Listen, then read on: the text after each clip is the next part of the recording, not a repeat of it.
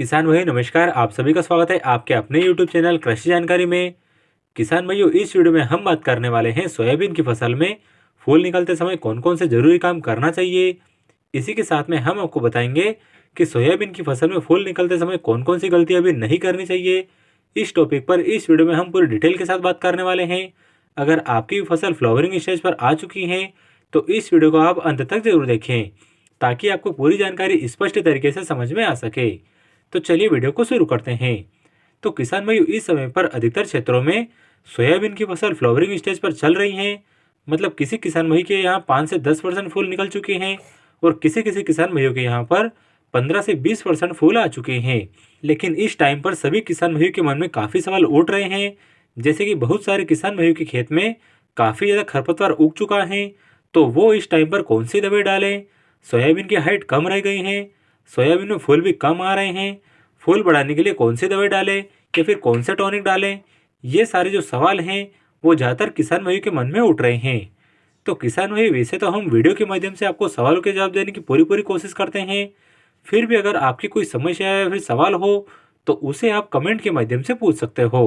किसान भाइयों, अगर आपकी भी सोयाबीन की स्टेज फूल की अवस्था पर हैं और आपके भी खेत में खरपतवार हैं तो आपको सावधानी ये रखनी है कि इस समय पर आपको अपने खेत में खरपतवार नाशक दवाई का स्प्रे नहीं करना है। ये गलती बहुत सारे किसान भाई करते हैं और फूल की अवस्था पर हर्बिसाइड का स्प्रे करने से सोयाबीन के फूल ड्रॉप हो जाते हैं, मतलब फूल झड़ जाते हैं।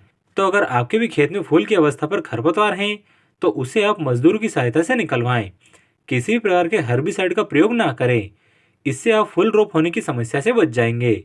इसके बाद दूसरी गलती किसान भाई ये करते हैं कि इस अवस्था पर यूरिया खाद का प्रयोग करते हैं। तो किसान भाई, आप फूल की अवस्था पर यूरिया खाद का प्रयोग भी ना करें, क्योंकि इससे आपकी सोयाबीन में फूल बनने की प्रोसेस रुक जाती है। इसके अलावा बहुत सारे किसान भाई इस समय पर अपने खेत में डीएपी खाद और सल्फर जैसे खाद डालने की सोचते हैं। तो किसान भाइयों, इन खादों के डालने के समय आपको सावधानी ये रखनी है कि अगर आपके खेत में नमी कम है और बारिश होने के आसार कम है तो ऐसी स्थिति में आप सोयाबीन में किसी प्रकार के खाद का प्रयोग ना ही करें तो अच्छा है। अगर आपके खेत में अच्छी खासी नमी है तो ही आप किसी खाद का प्रयोग करें। इसके अलावा बहुत सारे किसानों के कमेंट रहते हैं कि हमारी सोयाबीन में कीट और फंगस का अटैक है, तो इसके लिए हम क्या स्प्रे करें। तो किसान भाई, अगर आपकी फसल में 10 से 15% या फिर 20% फूल निकल चुके हैं तो आप अब अपनी सोयाबीन में कीटनाशक और फफूंदनाशक का स्प्रे कर दीजिए। लेकिन किसान भाई, अगर आपकी फसल में ज़्यादा मात्रा में फूल आ चुके हैं तो कीटनाशक और फंगीसाइड का स्प्रे करने से बचें, क्योंकि इस टाइम पर स्प्रे करने से फसल में गर्मी उत्पन्न होगी जिससे फूल झड़ने का खतरा बना रहता है। तो कोशिश करें कि आप 10 से 15% फूल आए तभी स्प्रे करें। रही बात किसान भाई 05234 की, तो बहुत सारे किसान भाई को यह सवाल रहता है कि इस टाइम पर हम 05234 का स्प्रे करते हैं तो इससे हमें क्या फ़ायदा हो सकता है।